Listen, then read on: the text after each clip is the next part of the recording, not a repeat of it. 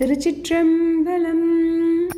திருவிளையாடல் புராணத்தில் மூணாவதாக பார்க்க போகிறது எப்படி திருவாலவாய் நகரம் உருவானது அப்படின்னு. தெய்வீக மனம் கமழும் கடம்ப வனத்துக்கு பக்கத்தில் மணவூர் அப்படின்ற ஒரு ஊரை குலசேகர பாண்டியன் ஆட்சி புரிஞ்சிட்டு வந்துட்டுருக்காரு. அந்த ஊரில் தனஞ்செய்யன் அப்படின்ற ஒரு வாணிபர் சிறந்த சிவபக்தர். அவர் வாணிபம் செய்யறதுக்காக பக்கத்தில் இருக்கிற ஊருக்கெலாம் போய் வாணிபம் செஞ்சுட்டு திரும்ப வரும்போது இருட்டிடுச்சு. அப்புறம் ரொம்ப சோர்வாக வேற இருந்தார். அதனால் கடம்ப வனத்திலே தங்கிக்கலான்னு முடிவு பண்ணிவிட்டு சரி தங்கிறதுக்கு ஏதுவான ஒரு இடத்த அப்படியே தேடி பார்க்கலாம் அப்படின்னு சொல்லிட்டு கடம்ப வனத்தை சுற்றி பார்த்துட்டே வரும்போது அவரோட கண்ணில் அந்த ஒளி பொருந்திய மாணிக்க விமானமும் அதுக்கு நடுவில் சொக்கநாத பெருமான் எழுந்தருளி இருப்பதையும் பார்த்துட்டு ரொம்ப சந்தோஷப்படுறாரு. அங்கேயே தங்கிக்கலான்னு முடிவும் பண்ணுறாரு. அன்னைக்கு திங்கக்கிழமை. அதனால் தேவர்கள் எல்லாம் சோமவார பூஜை செய்கிறதுக்காக விண்ணுலகத்தில் இருந்து கடம்பவனத்துக்கு வராங்க சிவபெருமானுக்கு பூஜை பண்ணுறதுக்காக. சிவபெருமானோட கருணையினால் அந்த தனஞ்செய்யன் அப்படிங்கிற பக்தனுக்கு தேவர்கள் சிவபெருமானுக்கு பூஜை பண்ணுறத பார்க்குற பாக்கியம் மட்டும் இல்லாமல் அந்த பூஜைக்கு உதவி செய்கிற, அதாவது சிவபெருமானுக்கு அபிஷேகத்துக்குரிய பன்னீர் சந்தனம் அது மாதிரி பொருளெல்லாம் எடுத்து கொடுக்குற பெரும் பாக்கியமும் அவருக்கு கிடைச்சிது. அதனால் அந்த தனஞ்செய்யன் ரொம்ப சந்தோஷப்படுறாரு. சிவபெருமானுடைய கருணையை நினச்சி அப்படியே உள்ளம் பூரிச்சு போகிறாரு. அன்னைக்கு நைட்டு ஃபுல்லாக சிவராத்திரிக்கு நடக்கிற மாதிரி 4 கால பூஜையும் அந்த தேவர்கள் சிவபெருமானுக்கு பண்ணுறாங்க. பொழுது விடிகிற நேரத்தில் தேவர்கள் எல்லாம் தேவலோகம் போயிட்டாங்க. தனஞ்செய்யனுக்கு அந்த இடத்த விட்டு போகிறதுக்கு மனசே வரல. இருந்தாலும் இது எப்படியாவது ராஜாட்ட போய் சொல்லணும் அப்படின்ட்டு சிவபெருமானை வணங்கி கீழே விழுந்து கும்பிட்டுட்டு மணவூருக்கு போய் அங்கே இருக்கிற ராஜா குலசேகர பாண்டியனை சந்தித்து அவர் கடம்பவனத்தில் என்னென்ன பார்த்தாரோ அது எல்லாம் சொல்கிறாரு.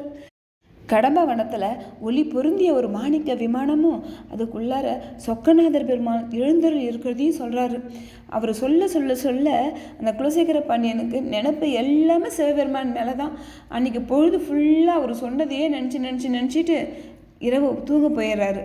தூங்கும்போது சிவபெருமான் அவருடைய கனவுல ஒரு சித்தர் மாதிரி காட்சி கொடுத்து கடம்பவனத்தில் அவர் எழுந்தருள் இருக்கிறதாகவும் அந்த கடம்பவனத்தையே திருத்தி ஒரு நகரமாக மாற்றும்படியும் கட்டளை இட்டுட்டு மறைஞ்சிடறாரு.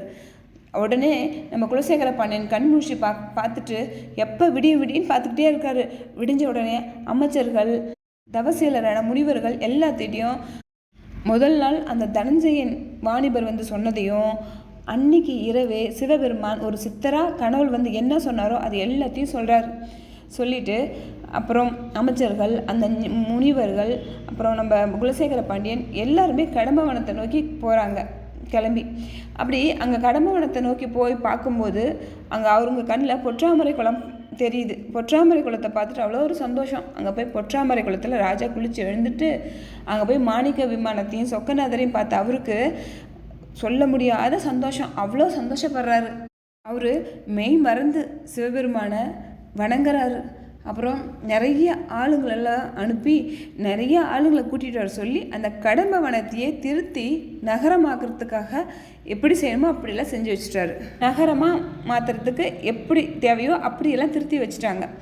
சரி இதுக்கு மேலே நம்ம கோவில் கட்டணும் அப்படின்னு சொல்லிட்டு அது கோவில்லாம் எப்படி கட்டலாம் என்ன மாதிரி கட்டலாம் அப்படின்னு ராஜா அந்த அமைச்சர்கள்ட்ட ஆலோசனை பண்ணிகிட்டு இருக்கும்போது ராஜாவோட கனவுல சிவபெருமான் சித்தராக வந்தார்ல, அதே மாதிரியே அந்த இடத்துக்கும் சித்தராக சிவபெருமான் சிவ ஆகம முறைப்படியும் சிற்ப சாஸ்திரத்தின்படியும் இறைவனுக்கு ஆலயம் மண்டபங்கள் கோபுரம் ஆலயத்தை சுற்றிலும் அமையவிருக்கும் நகரம் ஆகிய அனைத்தும் எந்தெந்த முறையில் அமைக்கணும் அப்படின்னு விரிவாக சொல்லிட்டு மறைஞ்சிட்டார்.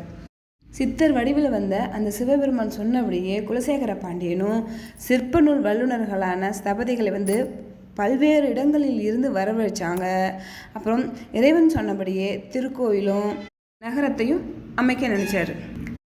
வேத பத்ம மண்டபம் அர்த்த மண்டபம் மகா மண்டபம் உற்சவ மண்டபம் அப்புறம் யாகசாலை பரிவார தேவதையருக்கு உரிய கோயில்கள் அப்புறம் சுற்று பிரகாரங்கள் அப்புறம் உயர்ந்து ஓங்கி நிற்கும் அழகிய கோபுரங்கள் அப்புறம் சுற்று மதில்கள் என எல்லாம் இருக்குமாறு ஒரு அருமையான அழகான கோவிலை பாண்டிய மன்னனான குலசேகர பாண்டியன் கட்டி முடிச்சிட்டாரு.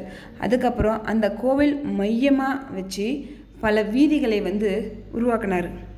அப்புறம் அம்பலங்கள் பலவும், நாடக சாலைகளும், சைவ பெரியோர்களும் முனிவர்களும் அப்புறம் சிவனடியார்கள்லாம் தங்கிறதுக்கு ஏதுவான பல இடங்களையும், அப்புறம் கல்விச்சாலை, அப்புறம் தர்மசாலை பல என எல்லாம் சிறப்பாக அமைச்சார். அப்புறம் வடகிழக்கு பக்கமாக அவருக்கு ஒரு அழகான அரண்மனையும் அங்கேயே கட்டிட்டார். இப்படி ஒரு அழகான திருநகரம் உருவானதுக்கப்புறம் அதை சாந்தி செய்ய நினச்சி இறைவனை வேண்டாரு. மன்னருடைய மனசில் இருக்கிற எண்ணத்தை புரிஞ்சுக்கிட்ட சிவபெருமானும் அவருடைய ஜடாமுடிக்கு மேலே இருக்கிற சந்திரகலையின் புதிய அமுதத்தை கொஞ்சம் ஒரு சொட்டு அந்த திருநகரத்தின்ல விழுற மாதிரி செய்கிறாரா. அந்த ஒரு சொட்டு விழுந்தது ஃபுல்லாக பரவி அந்த நகரமே புனிதமான நகரமாக மாறிடுச்சு. அந்த நகரத்துக்கு மதுராபுரி அப்படின்னு பேர் வைக்கிறாங்க.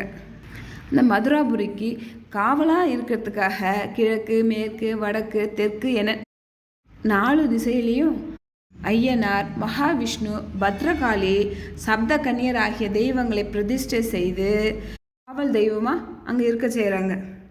சொக்கநாத பெருமானுடைய ஆலயத்தில் 6 கால பூஜையும் முறைப்படி நடக்கணும்னு நினச்சிட்டு வேத விற்பனர்களான முனிவர்களையும் சைவ பிராமணர்களையும் காசியிலிருந்து வர வைக்கிறாரு.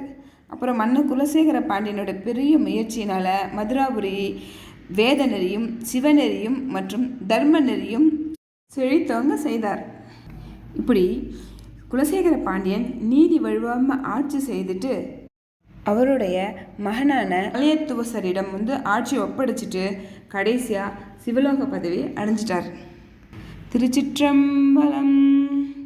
இந்த பதிவு உங்களுக்கு பிடிச்சிருந்தா லைக் பண்ணுங்கள், ஷேர் பண்ணுங்கள், சேனலை சப்ஸ்கிரைப் பண்ண மறந்துடாதீங்க. இந்த பதிவு பார்த்ததுக்கு மிக்க நன்றி.